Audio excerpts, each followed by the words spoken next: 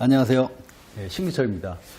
저는 정형외과 전문의로서 매일 많은 환자들을 보고 있는데 특히 저는 TV조선 엄마의 봄날을 통해서 좀 연세 많으신 이제 어르신들을 좀 많이 보고 있거든요.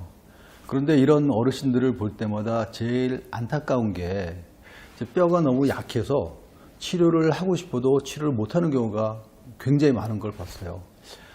실은 뭐 간단한 치료를 하면 금방 좋아질 수 있는데 뼈가 약해져서 이제 그런 걸 못하고 그러다 보니까 평생 힘들게 고생하시는 분들이 너무나도 많기 때문에 어떻게 하면 이런 분들한테 좀 혜택을 줄 수 있을까, 어떻게 하면 좀 도움을 줄 수 있을까 고민하다가 제가 이런 TV를 만들어서 여러분들께 좀 알려드리고 싶어서 만들었거든요.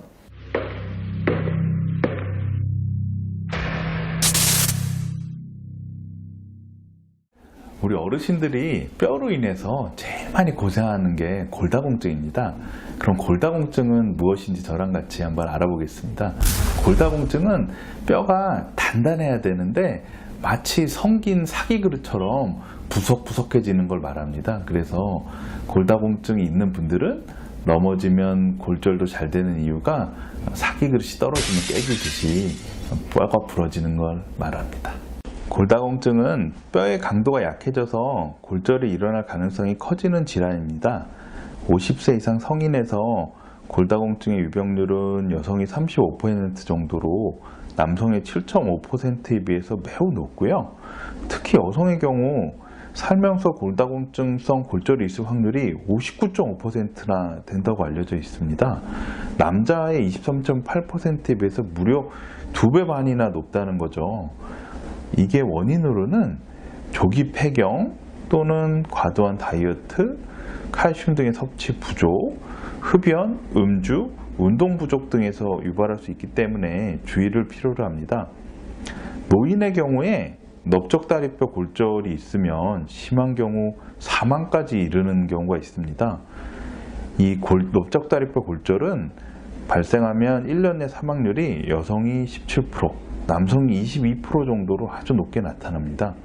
다시 말해 골다공증은 단순히 뼈가 약해지는 질환으로 생각되는 것뿐만 아니라 중증 질환, 특히 사망까지 이룰 수 있기 때문에 심각한 질환으로 여겨져야 합니다. 골다공증은 덱사라는 장비를 통해서 진단을 합니다. 덱사라는 장비를 통해서 검사를 하면 T스코어라는 값을 알 수 있는데요. T스코어가 마이너스 1.0에서 마이너스 2.5 사이로 나오시면 골 감소증으로 진단을 하고 대부분 칼슘 섭취를 하거나 칼슘 보충제를 드시면서 좀 지켜보셔도 괜찮습니다. 그런데 T스코어가 마이너스 2.5보다 더 작은 분들, 마이너스 3, 마이너스 4, 마이너스 5까지 떨어지시는 분들은 약물 치료가 필요하기 때문에 가까운 병원을 방문해서 치료를 받는 게 좋습니다. 우리가 골다공증 예방하기 위해서 칼슘하고 비타민 D를 충분히 섭취하는 게 중요합니다. 제가 진료를 하다가 칼슘하고 비타민 D를 처방하는 경우가 많이 있는데요. 대부분은 약을 잘 못 드세요. 이 약들이 먹고 나면 속이 더부룩하고 속이 쓰리고 위장장애를 일으키기 때문에 약을 남겨갖고 오시는 경우가 많이 있습니다. 그렇지만 이 칼슘하고 비타민 D가 뼈 건강, 특히 골다공증을 예방하는 데 아주 중요하기 때문에 식품이라도 섭취를 하시는 게 좋습니다.